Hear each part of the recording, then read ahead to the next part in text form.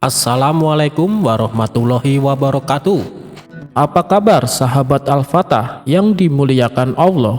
Semoga kita dalam keadaan sehat, dilimpahkan rezekinya dan diberikan keberkahan dunia dan akhirat. Amin ya robbal alamin.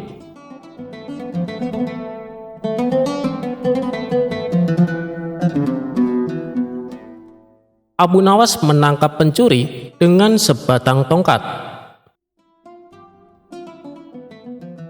Pada suatu hari, kota Baghdad digemparkan dengan terjadinya pencurian di rumah saudagar kaya raya, dan ada sebanyak uang 100 dinar lenyap di gondol pencuri. Nampaknya, pencuri tersebut sangat profesional. Buktinya saja sudah banyak petugas dikerahkan untuk mengejar pencuri itu, namun si maling tak kunjung tertangkap. Sang saudagar kaya raya semakin gusar dibuatnya. Bagaimana tidak, sudah uangnya diambil, kemudian ada rasa penasaran sebenarnya siapa pencuri lihai tersebut. Hebatnya lagi, tak ada satupun pertanda yang bisa ditunjukkan sebagai bahan penyelidikan lebih lanjut. Bahkan meskipun telah mendesak pejabat setempat, tetap saja hasilnya nihil. Pada akhirnya, sang saudagar membuat keputusan. Barang siapa yang mencuri hartanya dan dia mau mengembalikan, maka dia akan mendapatkan hak separuh dari harta yang dicuri tersebut. Namun, meskipun sudah diberikan pengumuman tersebut, si pencuri tak kunjung memperlihatkan batang hidungnya. Bahkan si pencuri ini merasa nyaman dan aman, karena tak satupun orang yang mengetahui ulahnya. Tidak putus asa, sang saudagar akhirnya membuat sayembara baru. Barang siapa yang berhasil mendapatkan pencuri tersebut, maka dia akan mendapatkan seluruh harta tersebut. Tentu saja sayembara ini sangat menarik warga Baghdad. Banyak sekali orang yang mendaftar untuk ikut andil bagian, termasuk si pencuri itu sendiri. Awalnya, si pencuri berniat untuk meninggalkan kota Baghdad dengan membawa harta curiannya. Namun, setelah dipikir-pikir, kepergiannya hanya akan membuka aibnya. Karena itu si pencuri mencoba bertahan di kota dengan ikut-ikutan menjadi peserta sayembara. Dia semakin merasa aman saat berkumpul dengan peserta sayembara. Dia sangat yakin kedoknya tidak akan terbongkar. Begitu melihat hasil yang belum jelas terlihat dari sayembara yang sudah dibukanya, sang saudagar akhirnya mendesak sang hakim untuk mendatangkan Abu Nawas. Namun sayangnya, Abu Nawas pada hari itu sedang berada di Damaskus dan baru bisa pulang pada esok harinya. Semua harapan bertumbuh pada Abu Nawas. Kasak-kusuk begitu gencar di kalangan warga. Mereka menebak apakah Abu Nawas mampu menguak teka-teki tersebut. Sementara itu, si pencuri hatinya menjadi ciut karena dia tahu bagaimana kemampuan Abu Nawas dalam memecahkan masalah. Pada keesokan harinya, Abu Nawas datang dengan membawa tongkat banyak sekali. Dan kemudian dia membagikan tongkat-tongkat tersebut kepada semua yang hadir sambil berpesan, "Tongkat-tongkat ini sudah saya mantrai, kalian bawa pulang. Besok bawa kembali ke sini. Jika salah satu di antara kalian mencurinya, maka tongkat akan bertambah 1 telunjuk. Yang bukan pencuri, maka tidak usah khawatir," ujar Abu Nawas. Kemudian semua warga pun pulang. Dan si pencuri bingung mikirin bagaimana caranya biar bisa lolos keesokan harinya. Setelah memeras otak, dia memutuskan untuk memotong tongkat tersebut sepanjang telunjuk jarinya.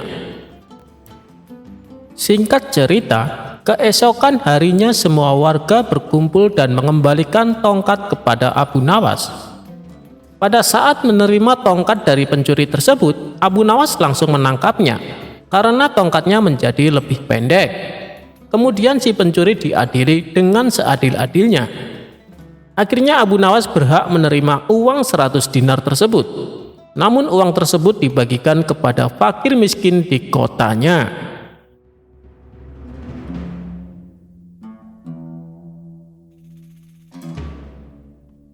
Abu Nawas jual arak. Sang raja jadi marah besar.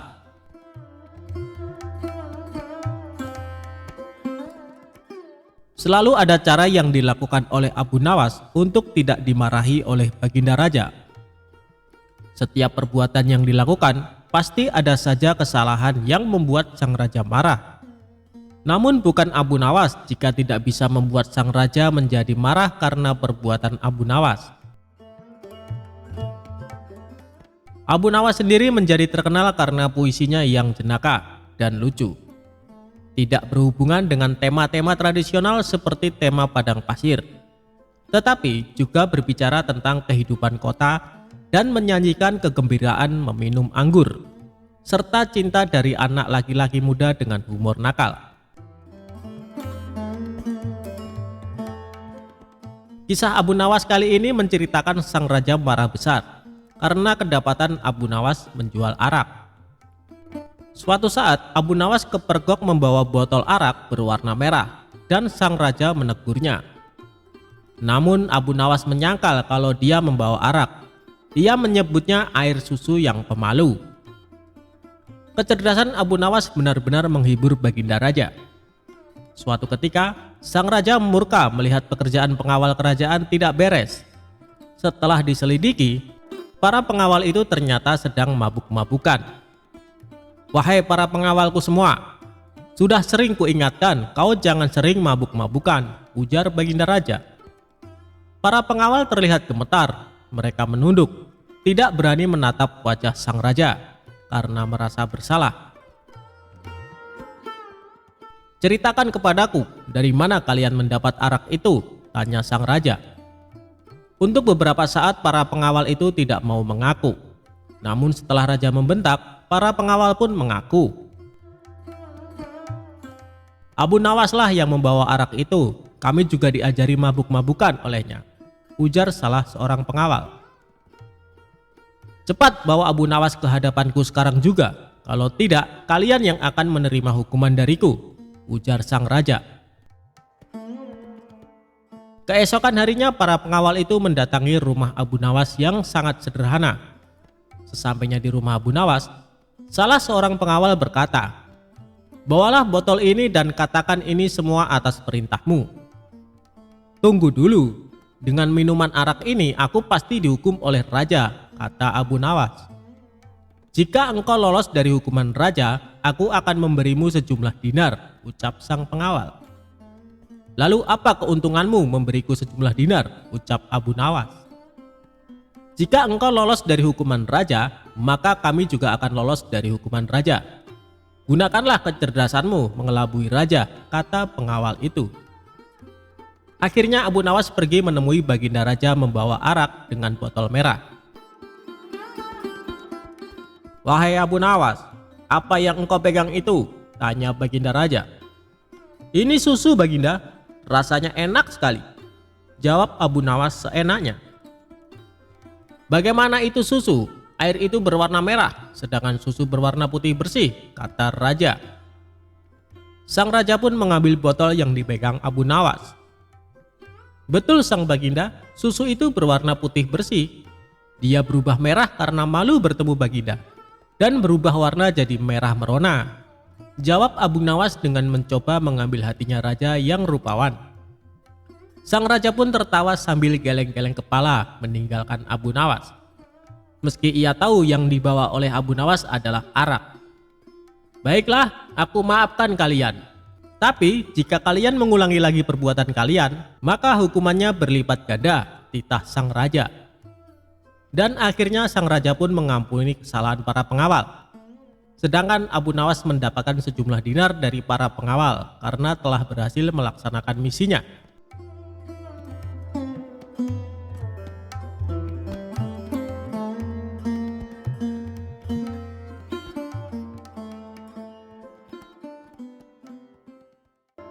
Ketika Abu Nawas disuruh khutbah Jumat. Abu Nawas adalah seorang penyair yang sangat cerdik dan pintar. Namun selain sebagai penyair, Abu Nawas juga dikenal sebagai mubalek di desa tempat tinggalnya. Oleh sebab itu, suatu ketika Abu Nawas diminta untuk menjadi imam ketika hendak sholat Jumat. Selain itu, pada waktu tersebut Abu Nawas juga diminta mengisi khutbah Jumat untuk memberikan ceramah keagamaan. Setelah mandi dan berpakaian rapi, Abu Nawas pun mulai melangkahkan kakinya menuju ke masjid. Ketika sampai di masjid, tidak lama kemudian terdengar suara azan. Tak lama berselang, datanglah masyarakat yang beragama Muslim dengan sangat ramai. Karena yang menjadi khotib kali ini adalah Abu Nawas, maka banyak sekali masyarakat Muslim yang datang ke masjid. Ceramah dan khutbah Abu Nawas sangat disenangi oleh masyarakat kala itu. Sebab dalam setiap ceramah keagamaan yang disampaikan oleh Abu Nawas sangat relevan terhadap isu-isu yang sedang berkembang. Akhirnya, waktu yang ditunggu para jamaah pun tiba. Abu Nawas naik ke mimbar dan segera memulai khutbahnya.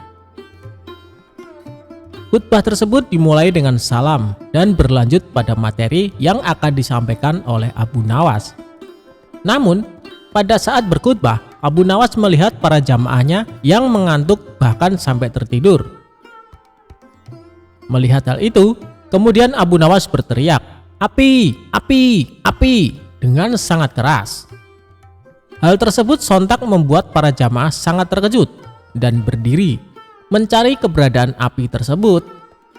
Bahkan ada juga jamaah yang hanya saling pandang satu sama lainnya.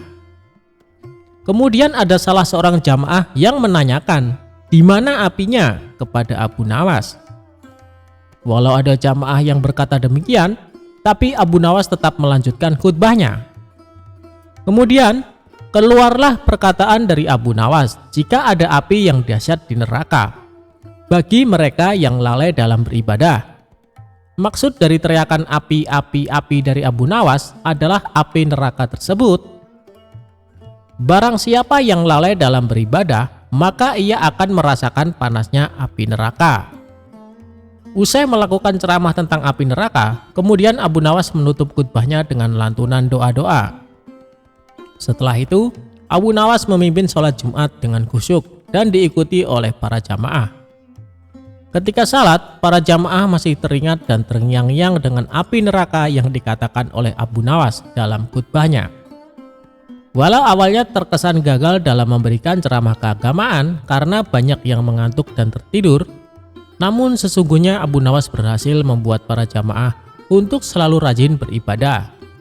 Sebab para jamaah selalu ingat dengan khutbah Abu Nawas, di mana saat itu ia mengatakan mereka yang malas beribadah akan merasakan panasnya api neraka.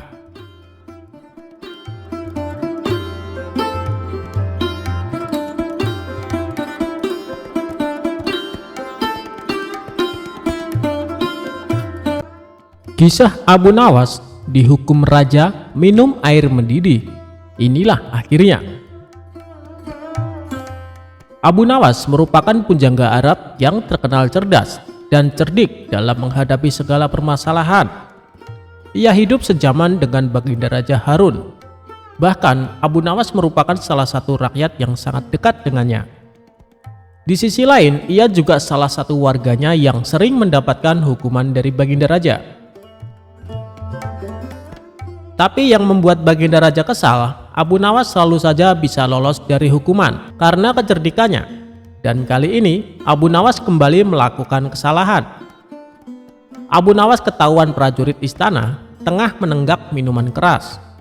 Dengan cepat, para prajurit ini segera menangkap dan membawanya ke hadapan Baginda Raja. Abu Nawas, kelakuanmu masih saja tidak berubah. Selama ini aku sudah berbaik hati sama kamu. Aku sengaja meloloskanmu dari hukuman karena kamu selalu berjanji tidak akan mengulanginya. Tapi kali ini sudah tidak bisa ditolerir lagi.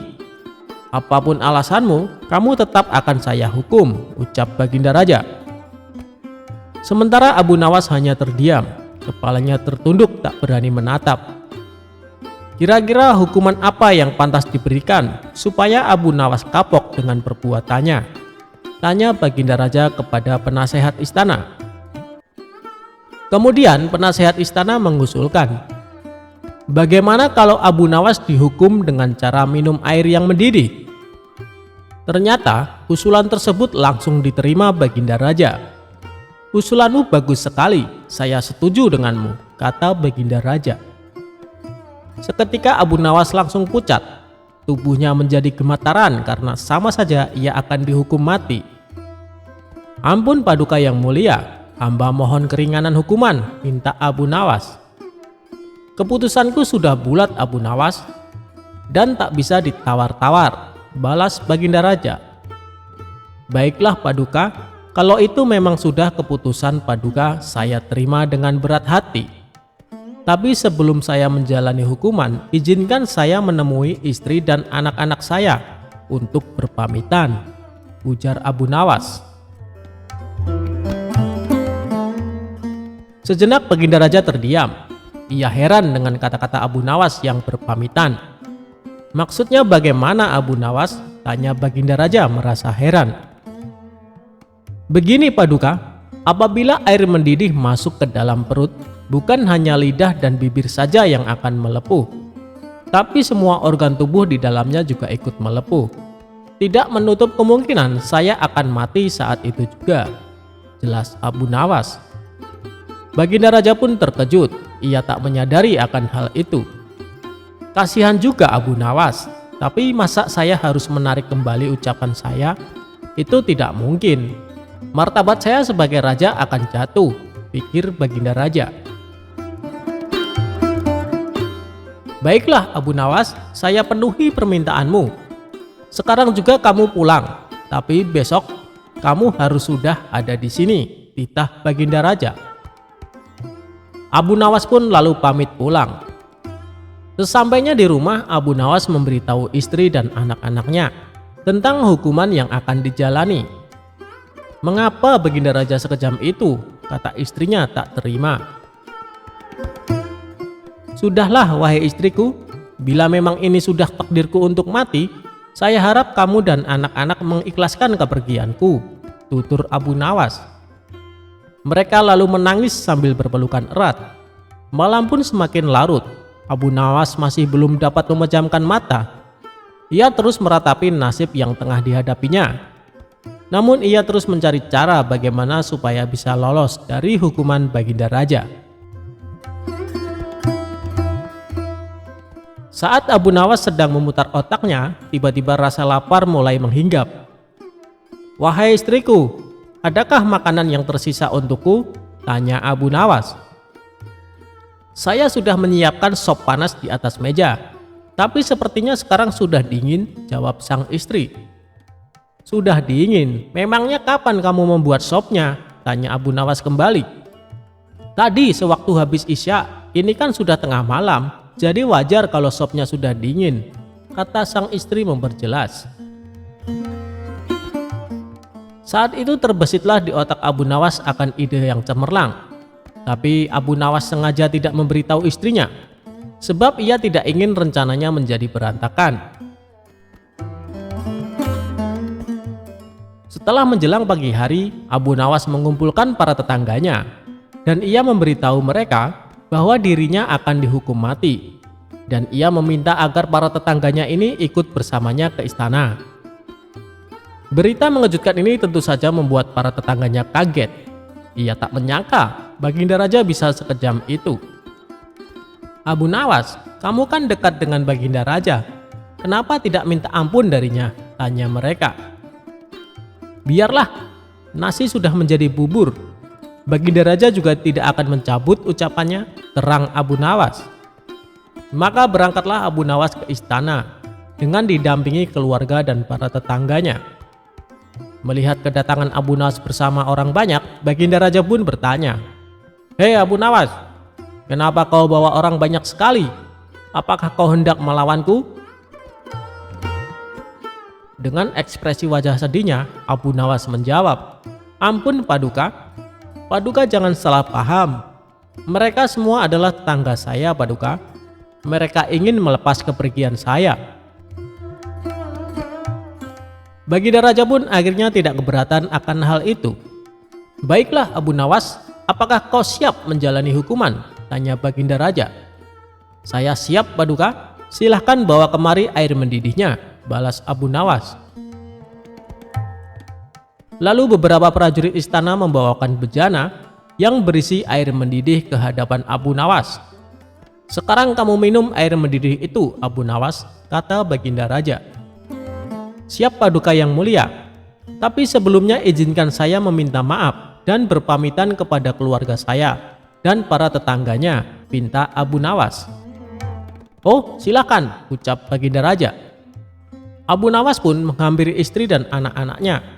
Suara tangis istri dan anak-anak Abu Nawas pun pecah. Orang-orang yang hadir pun ikut bersedih. Tak terasa air mata Baginda Raja juga ikut menetes. Sebenarnya Baginda Raja tidak tega, tapi ia tidak mungkin membatalkan hukuman. Karena banyaknya tetangga yang ikut hadir, tentu saja memakan waktu lama hingga tak terasa air mendidih yang ada di dalam bejana menjadi dingin. Setelah Abu Nawas selesai berpamitan, ia segera mengambil air di bejana dan meminumnya sampai habis. Tentu saja Abu Nawas tidak mengalami suatu apapun, sebab air yang ada di dalam bejana sudah menjadi dingin. "Paduka yang mulia, saya sudah menjalani hukuman. Izinkan saya pulang," pinta Abu Nawas. Melihat hal itu, Baginda Raja menjadi bengong. "Hei Abu Nawas, bukankah saya menyuruhmu minum air mendidih?" tanya Baginda Raja. "Benar, Paduka, tapi air di bejana itu kan tadinya mendidih. Jangan salahkan saya kalau air itu menjadi dingin. Saya hanya melakukan apa yang seharusnya saya lakukan," jawab Abu Nawas. Dengan kecerdikannya inilah Abu Nawas kembali lolos dari hukuman maut. Ia pun dibolehkan pulang oleh Baginda Raja bersama anak istri dan para tetangganya. Itulah kisah kecerdikan Abu Nawas dalam menghadapi permasalahan dalam hidupnya.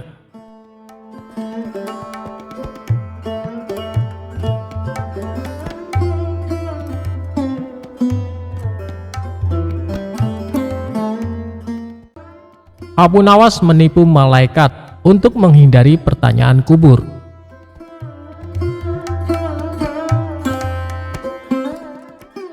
Abu Nawas adalah seorang sosok yang dekat dengan Khalifah Harun. Semasa hidupnya, Abu Nawas dikenal sebagai orang yang cerdik, jahil, dan kerap membuat orang sekitarnya jengkel. Tidak hanya pada manusia, kejahilan Abu Nawas juga pernah terjadi kepada malaikat. Dia mengelabui malaikat Mungkar dan Nakir ketika Abu Nawas wafat. Hal ini bermula ketika Abu Nawas menjadi buronan sang raja yang ketika itu marah kepadanya. Para pasukan mencari Abu Nawas atas perintah raja agar ditangkap dalam keadaan hidup atau mati. Setelah mencari kesana kemari, pasukan sang raja nihil menangkap Abu Nawas dan kembali pulang ke kerajaan.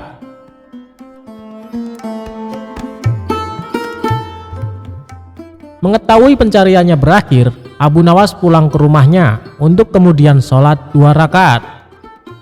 Usai sholat, dia memberikan surat wasiat kepada istrinya. Beberapa waktu pun berlalu dan Abu Nawas wafat. Dari situ, kisah Abu Nawas menipu malaikat pun dimulai.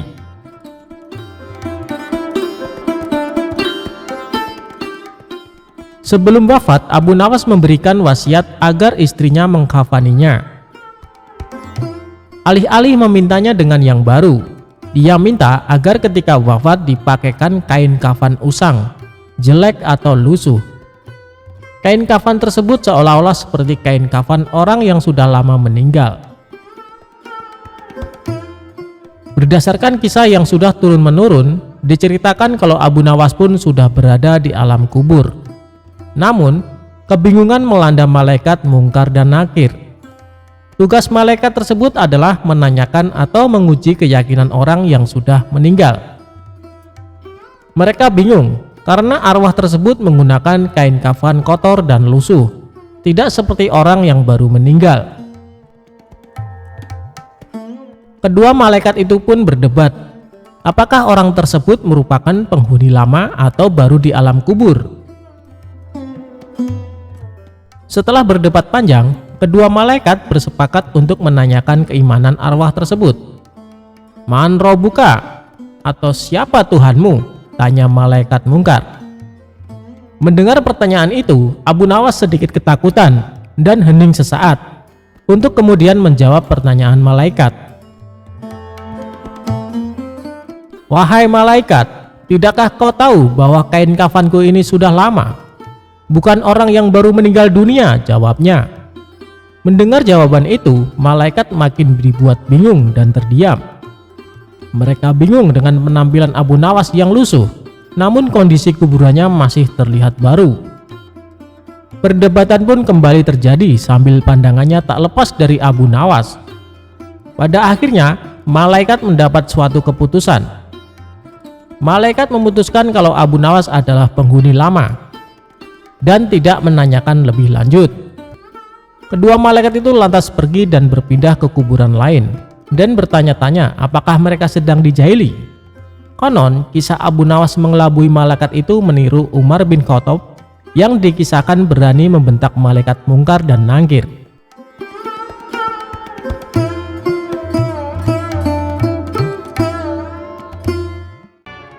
Abu Nawas kok ditipu? Ya ditipu balik pelakunya. Suatu kali, Abu Nawas memutuskan menjual satu-satunya keledai yang biasa digunakan sebagai kendaraan karena dia sangat membutuhkan uang. Istrinya pun menyetujui rencana itu. Dalam perjalanannya ke pasar hewan, dia bertemu seseorang. Orang itu lantas menanyakan harga jual ternak yang disebutnya sebagai kambing. Berkerutlah kening Abu Nawas karena orang itu menyebut keledainya sebagai kambing. Abu Nawas menyanggah bahwa hewan yang dibawanya bukanlah kambing, tetapi keledai. Seseorang tadi lantas menantang Abu Nawas untuk segera menjual hewan itu di pasar. Abu Nawas tentu akan memperoleh harga yang amat murah menurutnya. Abu Nawas meneruskan perjalanannya. Dia tak terlalu menghiraukan seseorang yang baru bicara dengannya tadi. Tak lama berselang, ia bertemu seseorang lagi ketika dia sedang menunggangi keledainya. Dia menanyakan mengapa Abu Nawas menunggangi seekor kambing yang bukan merupakan hewan tunggangan. Abu Nawas tentu saja langsung menyangkal dan menyebut bahwa hewannya itu adalah keledai yang merupakan hewan kendaraan.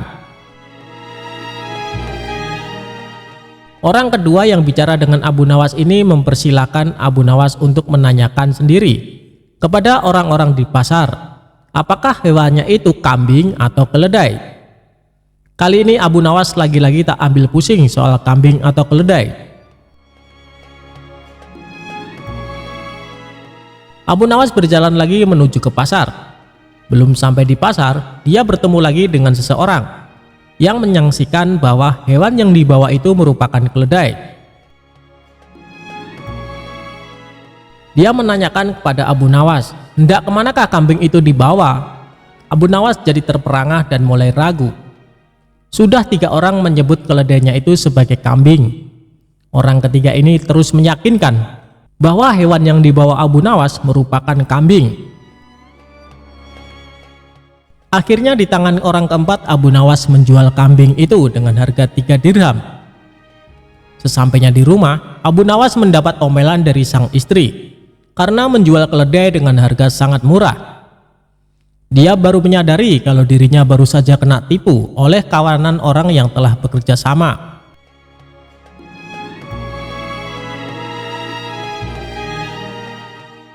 Bersama rasa dongkolnya, Abu Nawas merencanakan sesuatu untuk membalas penipu itu.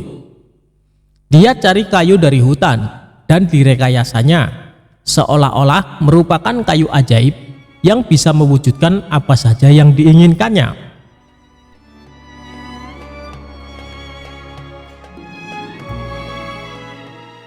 Kesempatan pun tiba. Suatu kali, Abu Nawas menyadari bahwa 4 orang yang menipunya sedang berada di satu lokasi dengannya. Aksi pun dimulai dengan menuju warung untuk makan. Usai makan, Abu Nawas yang merasa terus diperhatikan kawanan penipu tersebut menunjuk-nunjukkan tongkat kepada penjual dan langsung ngeloyor pergi tanpa membayar. Hal ini tentu membuat para penipu tertarik. mereka mendatangi Abu Nawas dan menawar untuk membeli tongkat sakti itu. "Kami bersedia membeli tongkat itu dengan harga tinggi," ujar salah satu dari mereka. "Berapa?" tanya Abu Nawas pura-pura tertarik. "100 dinar," kata mereka. "Mantap." Dengan berpura-pura berat hati, Abu Nawas melepas tongkat itu dengan harga 100 dinar. Wah, untung besar bagi Abu Nawas. Para penipu mencoba ke warung dan membayar makan dengan menunjuk-nunjuk tongkat ke arah si penjual. Namun sayang, keajaiban tongkat tak mempan. Ternyata, berdasarkan penjelasan si empunya warung, Abu Nawas bisa makan hanya dengan memainkan tongkat ajaib itu karena sebelumnya dia telah meninggalkan sejumlah uang di warung itu. Abu Nawas kok dilawan? Hahaha.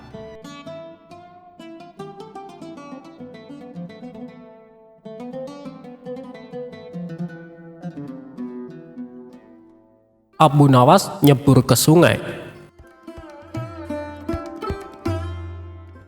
Kali ini cerita antara Abu Nawas dan Abu Jahal. Bermula dari Abu Nawas pagi-pagi berangkat sholat subuh berjamaah di masjid. Setelah itu ia mencari kayu bakar di hutan. Di perjalanan Abu Nawas berpapasan dengan Abu Jahal. "Mau kemana Abu Nawas?" tanya Abu Jahal. "Mau cari kayu di hutan," jawab Abu Nawas. "Ayo kita berangkat bersama-sama." "Aku juga mau mencari kayu di hutan," terang Abu Jahal. Abu Nawas pun melanjutkan perjalanannya dengan ditemani Abu Jahal. Ketika mereka berjalan melewati pinggir sungai, tiba-tiba Abu Nawas tergelincir dan hampir jatuh. Namun, untunglah ada Abu Jahal di sampingnya. Abu Jahal langsung menarik tangan Abu Nawas, sehingga Abu Nawas tidak jatuh ke sungai. "Terima kasih Abu Jahal atas pertolonganmu," kata Abu Nawas. Tidak disangka Abu Jahal malah tertawa terpingkal-pingkal. "Lihatlah wajahmu yang lucu itu. Aku tidak bisa membayangkan apabila kamu terjatuh ke sungai. Pastinya akan basah kuyup," ucap Abu Jahal sambil tertawa makin keras. Sementara Abu Nawas hanya diam. Dia tidak mungkin marah kepada Abu Jahal yang baru saja menolongnya. Sejak saat itu, setiap bertemu Abu Nawas, Abu Jahal selalu mengungkit-ungkit kejadian tersebut. Bahkan saat keduanya nongkrong di warung, Abu Jahal terus menceritakan dan membesarkan hal tersebut, sampai-sampai membuat Abu Nawas merasa sangat malu. Sebulan pun berlalu. Akhirnya Abu Nawas tidak tahan lagi. Ia pun mendatangi rumah Abu Jahal. "Hei Abu Jahal, ikutlah denganku," ajak Abu Nawas. "Mau kemana memangnya?" tanya Abu Jahal. "Sudah, pokoknya ikut saja," balas Abu Nawas. Mereka berdua lantas pergi ke suatu tempat. Rupanya Abu Nawas mengajak ke sungai yang dulu dirinya pernah diselamatkan oleh Abu Jahal. Setibanya di sana, dengan masih berpakaian lengkap, Abu Nawas langsung menjatuhkan diri ke sungai. Dalam keadaan basah kuyup, Abu Nawas berkata, "Lihatlah, aku sekarang sudah basah kuyup, seperti jika engkau tidak menolongku. Jadi berhentilah mempermalukanku di depan orang-orang," pinta Abu Nawas. Abu Jahal yang mulai menyadari kekeliruannya segera meminta maaf kepada Abu Nawas.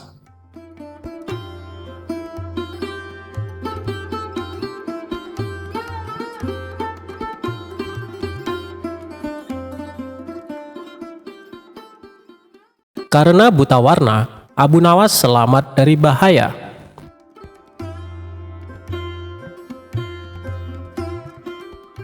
Pada suatu hari, sang menteri akan mengadakan pesta yang hanya dihadiri oleh orang-orang pilihan.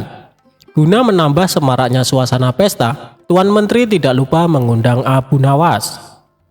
Maka diperintahkanlah beberapa pengawal untuk memanggil Abu Nawas di rumahnya.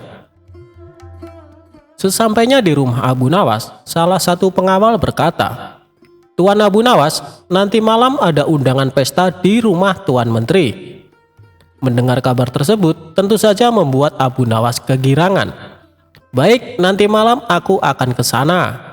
"Oh iya, sampaikan salam hormat saya untuk Tuan Menteri," balas Abu Nawas. Singkat cerita, malam pun tiba. Abu Nawas bergegas menuju rumah Tuan Menteri. Setibanya di sana, Abu Nawas disambut hangat layaknya tamu kehormatan. Tuan Menteri lalu mempersilahkan Abu Nawas duduk bersama para tamu undangan yang lain. Tidak berapa lama kemudian, hidangan lezat mulai disajikan di atas meja makan. Melihat hal itu, Abu Nawas sudah tidak sabar untuk menyantapnya. Sembari mengambil hidangan di hadapannya, Abu Nawas pura-pura berbasa-basi. "Ngomong-ngomong, pesta dalam rangka apa ini? Jangan-jangan Tuan Menteri naik jabatan ya?" tanya Abu Nawas. "Bukan Abu Nawas, hanya pesta syukuran kecil-kecilan untuk menyambut hari kelahiranku," jawab Tuan Menteri. "Oh, pantesan," balas Abu Nawas. "Pantesan kenapa Abu Nawas?" tanya Tuan Menteri penasaran. "Pantesan hidangannya enak-enak dan Tuan Menteri juga terlihat gagah serta berwibawa," puji Abu Nawas. "Kamu bisa saja Abu Nawas," balas Tuan Menteri tersipu malu. Saat asik menyantap hidangan, tiba-tiba salah satu tamu berkata, "Maaf Tuan Menteri, janggut Tuan Menteri beruban. Mungkin akan lebih indah bila Tuan Menteri mengecatnya menjadi hitam." Mendengar itu, Tuan Menteri yang tadinya berseri-seri mendadak berubah menjadi emosi. "Kurang ajar kamu. Kamu pikir aku sudah tua bangka? Kamu menghina aku," bentak dia. "Ampun Tuan Menteri, aku sama sekali tidak bermaksud demikian," jawab tamu tersebut ketakutan. "Pengawal, tangkap orang ini dan masukkan ke penjara selama 3 hari, perintah Tuan Menteri kepada pengawalnya. Dengan sigap para pengawal langsung menyeret tamu tersebut untuk dimasukkan ke penjara. Ternyata kemarahan Tuan Menteri tidak berhenti sampai di situ. Ia lantas bertanya kepada tamu undangan yang lain, "Apakah kamu lihat ada uban di janggutku?" Dikarenakan takut dihukum, tamu yang ditanya kali ini menjawab dengan berkata bohong. "Hampir tidak ada Tuan Menteri." "Apa maksudmu dengan kata hampir?" "Pengawal, seret orang ini ke dalam penjara," teriak Tuan Menteri. Tamu kedua pun dibawa oleh pengawal untuk dimasukkan ke penjara. Gara-gara kejadian ini, suasana pesta yang tadinya meriah berubah jadi menegangkan. Untuk ketiga kalinya, Tuan Menteri mengajukan pertanyaan yang sama kepada tamu. "Selanjutnya, apa kau lihat ada uban di janggutku?" tanya Tuan Menteri. Karena takut dihukum seperti kedua tamu sebelumnya, tamu ketiga menjawab dengan berkata bohong. "Sama sekali tidak ada Tuan, bahkan janggut Tuan terlihat hitam dan indah." "Kamu pembohong," bentak Tuan Menteri. "Pengawal, berikan dia 10 cambukan di punggungnya, kemudian penjarakan dia selama sebulan," perintah Tuan Menteri. Akhirnya Tuan Menteri menoleh ke arah Abu Nawas. Tapi Abu Nawas terlihat asik menyantap makanan seolah sedang tidak terjadi apa-apa. "Apa kau melihat uban di janggutku?" tanya Tuan Menteri kepada Abu Nawas yang tampak asik melahap makanan lezat tidak menghiraukan pertanyaan Tuan Menteri. Abu Nawas, aku bertanya kepadamu," bentak Tuan Menteri. Mendengar namanya disebut, Abu Nawas pun menoleh ke arah Tuan Menteri dan menghentikan makannya untuk sementara. "Maaf Tuan Menteri, Tuan bertanya kepadaku," sahut Abu Nawas. "Ya, aku bertanya kepadamu. Apa kau melihat uban di janggutku?" tanya Tuan Menteri. "Sebenarnya aku ingin menjawabnya Tuan Menteri, tapi aku buta warna, jadi tidak tahu mana warna hitam dan putih," ucap Abu Nawas. Ia pun kembali meneruskan makannya. Jawaban Abu Nawas yang singkat tapi menggelikan membuat Tuan Menteri tertawa terpingkal-pingkal. Wajahnya yang tadi penuh emosi seketika redam dan kembali tenang untuk mencairkan suasana. Setelah selesai makan, Abu Nawas menceritakan beberapa kisah lucu yang membuat seisi ruangan penuh tawa.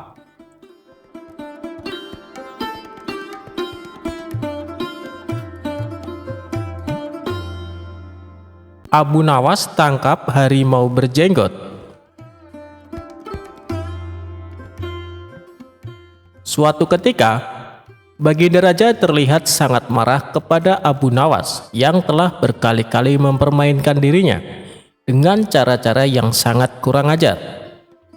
Tak main-main, bahkan kali ini Baginda Raja ingin membunuh Abu Nawas jika gagal dalam melaksanakan perintahnya. "Hei Abu Nawas, sekarang juga kamu harus mempersembahkan kepadaku seekor harimau berjenggot. Jika gagal, aku akan membunuh engkau," tegas Baginda Raja. "Ya Tuanku Paduka, semua perintah Paduka akan hamba laksanakan. Namun untuk yang satu ini, hamba mohon waktu 8 hari, jawab Abu Nawas. Setelah percakapan itu, Abu Nawas pulang ke rumahnya. Sepertinya ia sudah menangkap gelagat bahwa kali ini Baginda Raja memang sangat marah kepadanya. Baginda Raja rupanya sedang mencari akal agar dapat mencelakakan Abu Nawas. "Jadi aku juga harus berhati-hati," pikir Abu Nawas dalam perjalanan. Setibanya di rumah, Abu Nawas memanggil 4 orang tukang kayu dan disuruh untuk membuat kandang macan. Hanya dalam 3 hari kandang macan tersebut sudah jadi. Abu Nawas lalu berpesan kepada istrinya agar menjamu orang yang berjenggot apabila datang ke rumah. "Istriku, jika nanti engkau mendengar aku mengetuk pintu, suruh dia masuk ke dalam kandang itu," kata Abu Nawas sambil menunjuk kandang macan itu. "Baik suamiku," jawab istrinya. Ia kemudian bergegas pergi menuju musola dan membawa sajadah. "Hei Abu Nawas, tumben sholat di sini?" tanya imam dan penghulu musola itu. "Sebenarnya saya mau menceritakan hal ini kepada orang lain, tapi kalau tidak kepada tuan penghulu, kepada siapa lagi saya mengadu?" jawab Abu Nawas. "Tadi malam saya ribut dengan istri saya, itu sebabnya saya tidak mau pulang ke rumah." Abu Nawas melanjutkan ceritanya. Pucuk dicinta, ulam pun tiba. Kubiarkan Abu Nawas tidur di sini, dan aku pergi ke rumah Abu Nawas menemui istrinya. Sudah lama aku menaruh hati kepada perempuan cantik itu, pikir penghulu itu yang duduk di depan Abu Nawas. "Abu Nawas, bolehkah aku menyelesaikan perselisihan dengan istrimu itu?" tanya sang penghulu. "Silahkan, hamba sangat berterima kasih atas kebaikan hati Tuan," jawab Abu Nawas. Tak menunggu waktu lama, penghulu itu pergi ke rumah Abu Nawas dengan hati berbunga-bunga dan dengan wajah berseri-seri. Setelah sampai, ia mengetuk pintu rumah Abu Nawas. Begitu pintu terbuka, ia langsung menghampiri istri Abu Nawas dan diajak untuk bersanding. "Hei Adinda, apa gunanya punya suami jahat dan melarat? Lagi pula Abu Nawas tak karuan. Lebih baik kamu jadi istriku.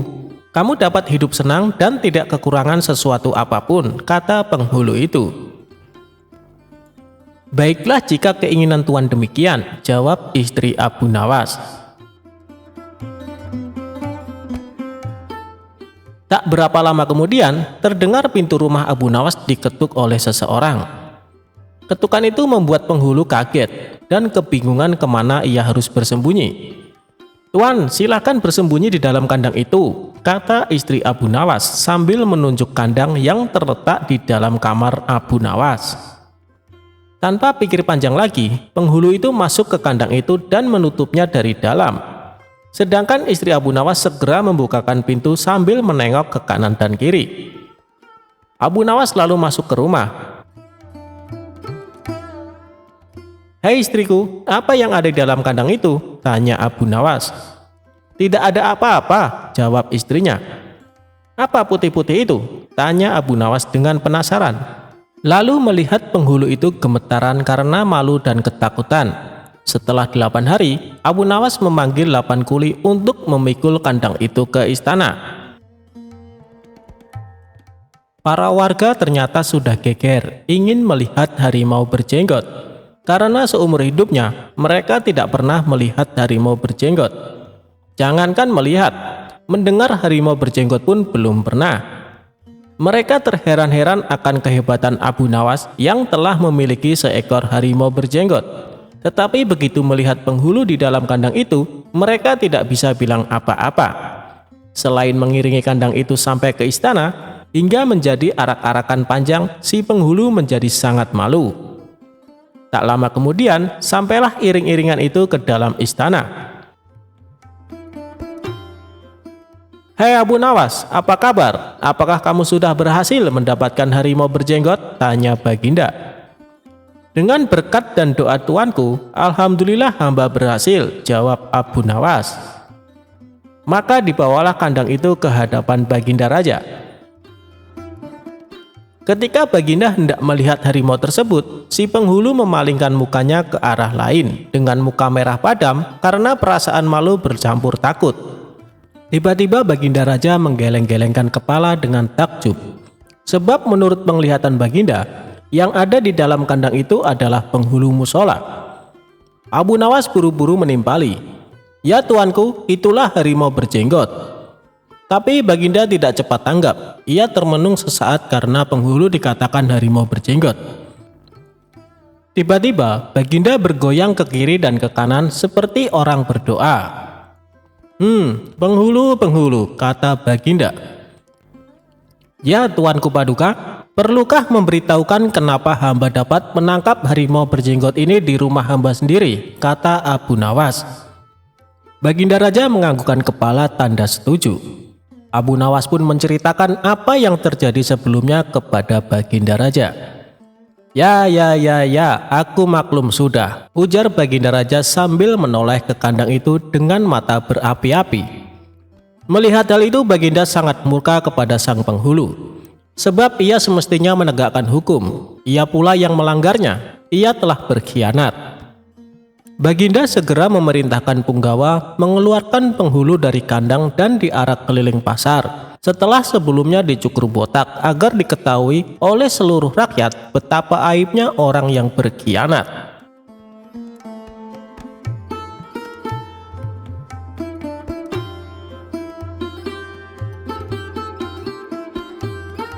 Kecerdikan Abu Nawas, selesaikan persoalan pembagian kambing.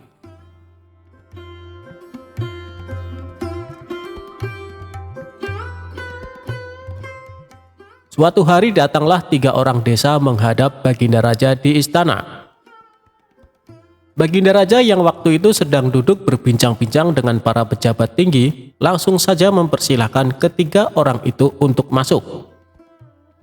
Setelah 3 orang itu membungkuk, salah seorang di antara mereka berkata, "Ampun beribu ampun Baginda, karena kami telah mengganggu perbincangan Baginda dengan para pejabat yang lain." "Tidak, kalian tidak mengganggu. Kami malah senang dengan kedatangan kalian. Memangnya ada apa kalian menghadapku? Adakah persoalan yang ingin kalian sampaikan?" "Begini Baginda, saya Ahmad mempunyai 2 ekor kambing betina. Zulfikar mempunyai seekor kambing jantan. Sedangkan Zubair tidak mempunyai kambing. Karena itulah Zubair yang setiap hari harus bekerja mengembalakan kambing. Apabila ketiga kambing itu beranak pinak, maka pembagian keuntungannya juga telah kami sepakati, yakni saya mendapat separuh dari jumlah kambing. Zulfikar memperoleh 1/3 dari jumlah kambing. Sedangkan Zubair yang mengembala dan merawat yang mendapat bagian 1/8-nya, terang Ahmad. "Lantas, apakah kambing itu sekarang telah beranak pinak?" tanya Baginda. "Benar Baginda, ketiga kambing itu sekarang sudah berjumlah menjadi 23 ekor. Karena itu, kami sekarang ingin membaginya sesuai dengan kesepakatan kami dulu. Tapi ternyata kami kesulitan untuk membaginya. Karena itulah kami kesini ingin memohon pertolongan Baginda," terang Ahmad. Membagi 23 ekor kambing sesuai perjanjian tentu tidak mudah. Bayangkan, bila Ahmad memperoleh pembagian separuh dari kambing-kambing itu, maka Ahmad sebenarnya mendapat bagian 11 ekor lebih setengah kambing. Sedangkan Zulfikar memperoleh pembagian 1/3, seharusnya mendapatkan 7 ekor lebih 2/3 kambing. Sementara Zubair mendapatkan 1/8-nya, yang berarti 2 ekor kambing lebih 7/8 kambing. Baginda Raja tampaknya berpikir keras untuk memecahkan masalah tersebut. Bahkan para pejabat yang hadir di tempat tersebut juga tak sanggup memecahkan masalah tersebut.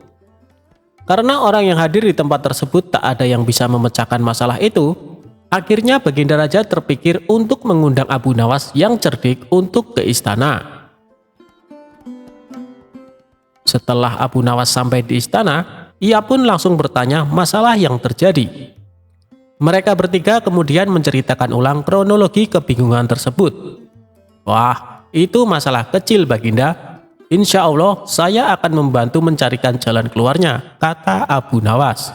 "Tolong bawakan kambing itu masuk semuanya." Setelah ke-23 ekor kambing tersebut dituntun masuk istana, Abu Nawas lalu menghitung kembali jumlah kambingnya. Sesudah kambing itu dihitung dan benar jumlahnya 23 ekor, Abu Nawas lantas berpikir keras untuk menemukan solusi dari masalah pelik tersebut. Tak lama kemudian, "Izinkan saya meminjam kambing Baginda, seekor saja," kata Abu Nawas. "Nah, sekarang saatnya saya akan membagi kambing tersebut sesuai dengan porsi kalian saat perjanjian," kata Abu Nawas setelah menambahkan kambing milik Baginda Raja. Ahmad yang berhak memperoleh separuh kambing, maka boleh mengambil 12 ekor. Sedangkan engkau Zulfikar, yang memperoleh bagian sepertiganya, maka boleh mengambil 8 ekor, kata Abu Nawas memerintah. Terakhir Zubair, yang memperoleh bagian 1/8-nya, maka engkau berhak mengambil bagian 3 kambing. Sisa 1, karena saya tadi meminjam 1 ekor kambing milik Baginda Raja, maka ini saya kembalikan lagi kambing tersebut. Masing-masing telah mendapatkan bagiannya. Mereka pun berterima kasih dan kembali ke kediamannya masing-masing. Perkara yang sulit itu akhirnya dapat ditemukan solusinya berkat kecerdasan Abu Nawas. Meskipun dalam hal ini ada yang dirugikan, namun mereka semua senang. Akhirnya Abu Nawas memperoleh hadiah uang emas dari Baginda Raja berkat kecerdikannya. Jika dicermati, ada yang salah atau kurang pas dari pembagian kambing tersebut. Coba seberapa telitikah sobat sekalian sehingga tahu letak kesalahannya.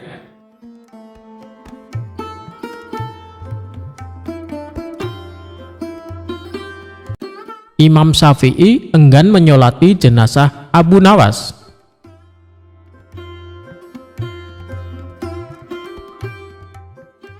Abu Nawas dengan nama lengkap Abu Ali Al-Hasan bin Hani Al-Hakimi dikenal sebagai seorang penyair Arab yang sangat lihai. Namun di berbagai belahan dunia, Abu Nawas dikenal sebagai seorang sosok yang lucu, kocak alias jenaka. Abu Nawas juga sangat cerdik saat menghadapi raja dan memecahkan teka-teki yang belum ada jawabannya. Abu Nawas adalah seorang sufi yang paham Al-Quran dan hadis, tetapi dia menampakkan tingkah konyol dan kontroversi. Dia hidup di masa Raja Harun Ar-Rasyid dari dinasti Abbasiyah, sekaligus hidup di masa Imam Syafi'i. Masa muda Abu Nawas dikenal sebagai pemabuk yang gemar minum khamar, bahkan dijuluki penyair khamar. Imam Syafi'i kurang suka dengan sikap Abu Nawas karena dianggap tidak mencerminkan seorang muslim.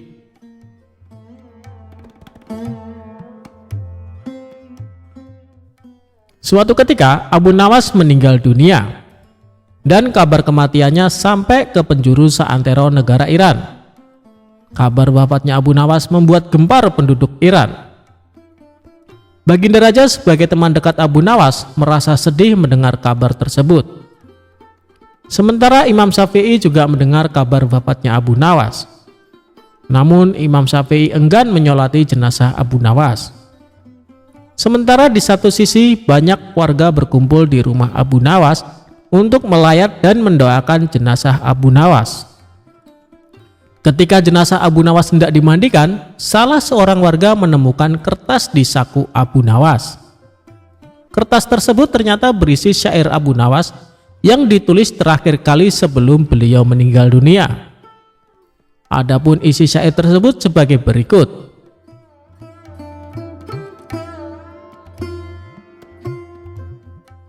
Wahai Tuhanku, dosaku terlalu besar dan banyak. Tapi aku tahu bahwa ampunanmu lebih besar. Jika hanya orang baik yang boleh berharap kepadamu, kepada siapa pelaku maksiat akan berlindung dan memohon ampunan? Aku berdoa kepadamu seperti yang engkau perintahkan, dengan segala kerendahan dan kehinaanku. Jika kau tampik tanganku, lantas siapa yang memiliki kasih sayang? Hanya harapan yang ada padaku ketika aku berhubungan denganmu dan keindahan ampunanmu, dan aku pasrah setelah ini.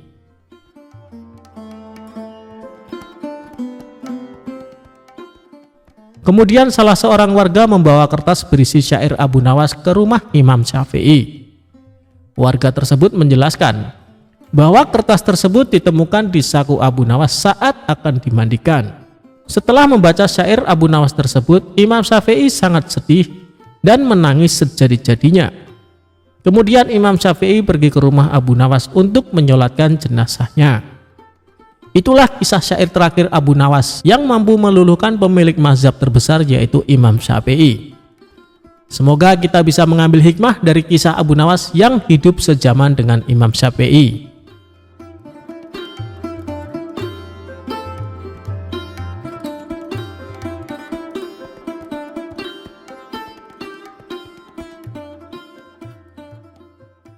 Abu Nawas lolos dari siasat busuk pemilik warung makan.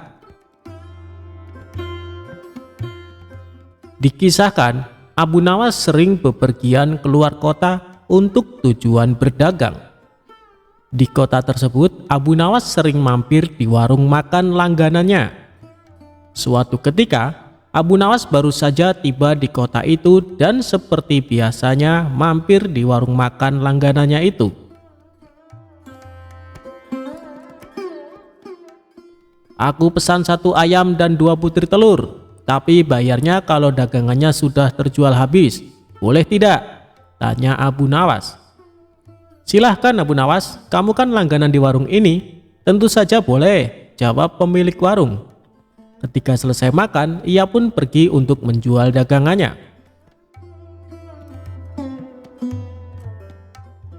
Setelah 3 bulan berlalu, dagangan Abu Nawas pun habis.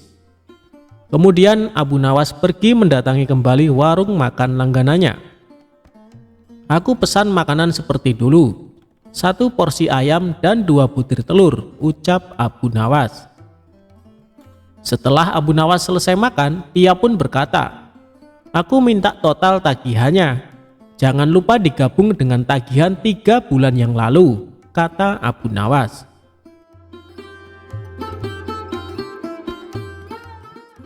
Si pemilik warung menghitung tagihannya dan memberikan secari kertas. Ini total tagihannya, cukup 200 dirham saja, kata si pemilik warung. Apa? 200 dirham? Hanya untuk 2 porsi ayam dan 4 butir telur, kamu mau memerasku? Tanya Abu Nawas emosi. Harga ini sudah cukup murah, coba kau pikir, ayam yang kau makan sejak 3 bulan lalu, jika setiap harinya dia bertelur, maka akan menghasilkan ayam-ayam yang banyak. Dan jika dijual akan menghasilkan ribuan dirham. Tapi aku hanya menyuruhmu membayar 200 dirham saja, kata si pemilik warung. Ini tidak adil, hanya akal-akalanmu saja, kata Abu Nawas. Mereka berdebat tanpa hasil dan memutuskan untuk menghadap Tuan Hakim.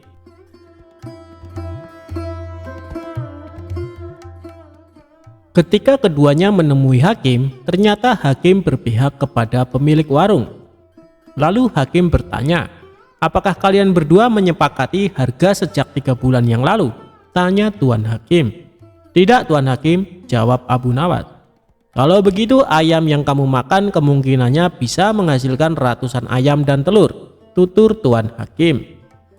Ya, itu mungkin saja, tapi kalau ayamnya hidup.